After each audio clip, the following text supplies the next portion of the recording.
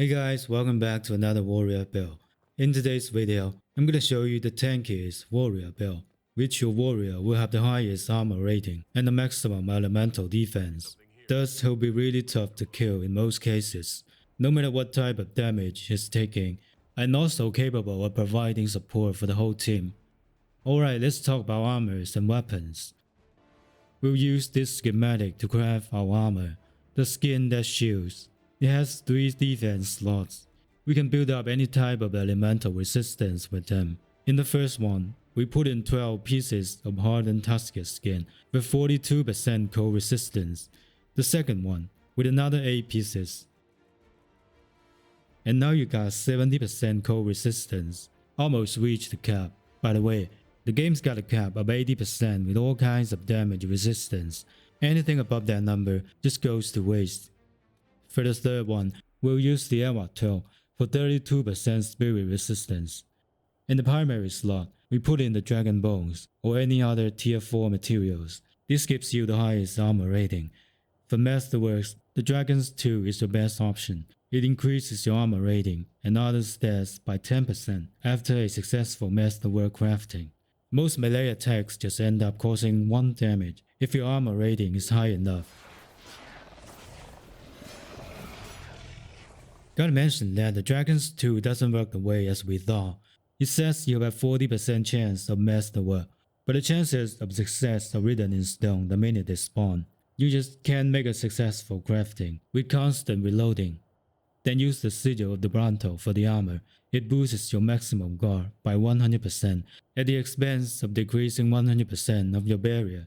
We don't need barriers in this build anyway. The guards will be your primary defense. For helmets, we'll use the Stone Stalker mask from the Descent DLC. Put in 12 pieces of the Reaver 12, then you got 48% spirit resistance. Lastly, use the Shield of Reaver Defender Bulwark. Put Dragon Bones and Dragon Scales in the defense slots, and you have 68% fire resistance. This should be enough to protect you against fire. Then Horn of Valor for the Masterwork. And now you won't have to worry about any fire, cold, or spirit damage. Guess you got really high resistance for those type of damage, except for the electrical damage.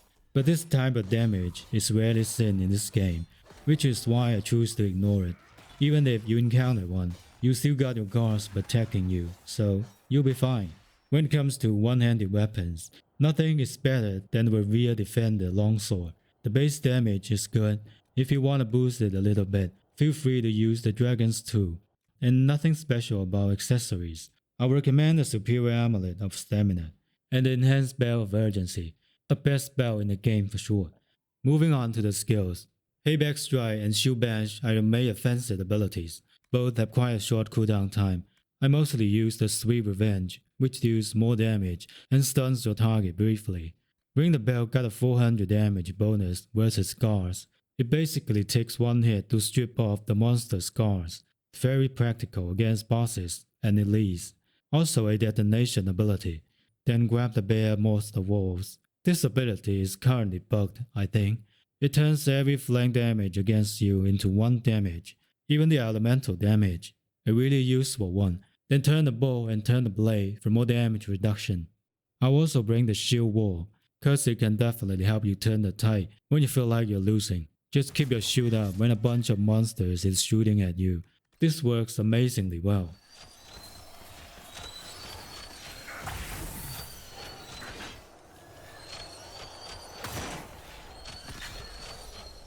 To the two-handed tree. The flow of battle is all we need. Obviously, a must ability for all warriors. In the Battle Master tree, it's a bit interesting. We're here for the Horn of Valor. With a Fortifying Blast, your team gets a ton of guards. But you don't need to map this ability onto your skill slot. When in a fight, if the Masterwork procs, it automatically gets the upgrade version for Horn of Valor. And it also saves you from the casting animation. A really practical trick. Here we are taking Warcry, the best way for your warrior to control the battle. Battle Roar increases the effect area to 10 meters. Charging Bow is not that good for a one-handed warrior, but the cost of no mana for the next ability is still priceless. Untouchable Defense boosts your maximum guard even further. Cutting Words increases your team's damage against taunted targets. which is a really good support ability. Moving on to the specialization abilities. If you are playing the champion, it's pretty simple. Grab the ones that increase your armor rating and guards, like the bulwark and adamant. You're pretty much immune to physical damage. Still gotta watch out for yourself. If you're facing the jaws of Hakon, the attacks are just broken. Then take the walking fortress to increase your survivability, and to the death helps a lot in the boss fight. Templars could certainly provide your squad with more support. Blessed Blade gives the team a 50% damage boost. In Their Blood allows the effect to stay for a short time even after they leave the circle, which is an excellent support ability. If you play the combo Templar, then Light in the Shadow is the best friend. By attacking enemies inside the circle, you reduce the cooldown of Spell Purge and Wrath of Heaven. Thus you can blast the monsters more frequently. Maker's Will has a chance to weaken the mobs. This could potentially put enemies into sleep if they were affected by shock. Champion of the Just, another amazing support ability, providing a 10% damage boost against demons. And There's No Darkness is perfect for this build, by increasing your whole team's elemental damage resistance. For the most part, elemental damage is what kills your warrior. The last sacrifice could bring your other squad mates back to life if you die, but no need to do it intentionally. If you want to play some combos yourself, you can just go with Wrath of Heaven and Spell Purge. This is the most exciting part of being a Templar. For Reavers, most of the passive abilities are damage related. You'll be putting out a few damages while being a tank.